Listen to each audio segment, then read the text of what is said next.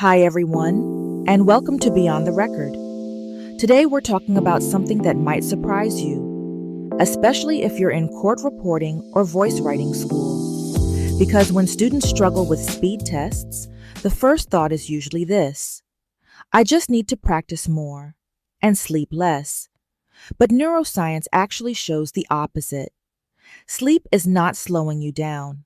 It's actually one of the most important parts of how you get faster. Let's talk about what's really happening. When you sleep, your brain is not shutting off. It's actually working.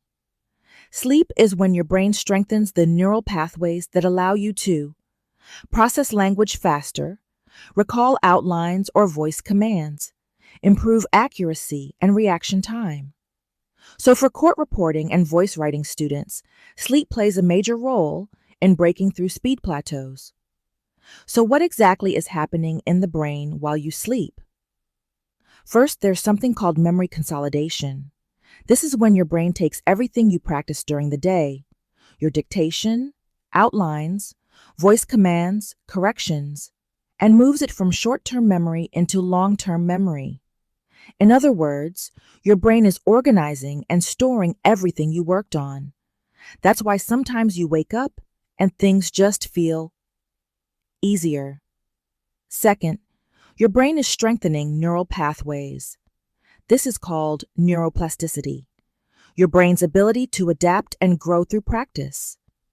Every time you practice, you're building connections, but sleep is what strengthens those connections.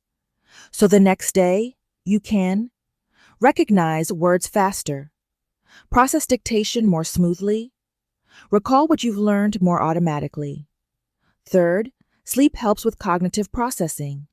It keeps your brain functioning properly, especially the part responsible for focus and decision-making.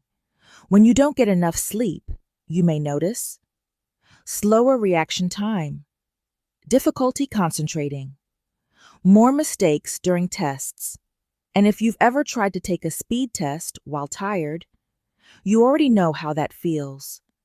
Let's be real for a moment. A lot of students try to push through exhaustion, but lack of sleep can actually make everything harder. You might experience poor memory recall, reduced focus, slower processing, more frustration, and suddenly, dictation that you should be able to handle feels overwhelming. Now here's something encouraging. Have you ever practiced something difficult, gone to sleep, and the next day, it just clicks? That's not random. That's your brain continuing to learn while you were sleeping. During sleep, your brain is strengthening what you practiced, organizing information, improving retention, which means rest is not separate from practice. It's part of it. So what can you do? Here are some simple practical tips. Aim for 7 to 9 hours of sleep each night. Stop practicing 30 to 60 minutes before bed. Avoid screens right before sleeping. Keep a consistent sleep schedule. Review difficult material earlier in the day. These small habits can make a big difference, and I want to leave you with this encouragement. Psalm 127 verse 2, ESV, says, "It is in vain that you rise up early and go late to rest, eating the bread of anxious toil, for he gives to his beloved sleep." Sleep is not wasted time. It's part of how God designed us to grow, learn, and function well. So if you feel stuck right now in your speed training, remember this: progress doesn't only happen when you're practicing. Your brain is still working, even while you sleep. So stay consistent, trust the process, and give your mind the rest it needs.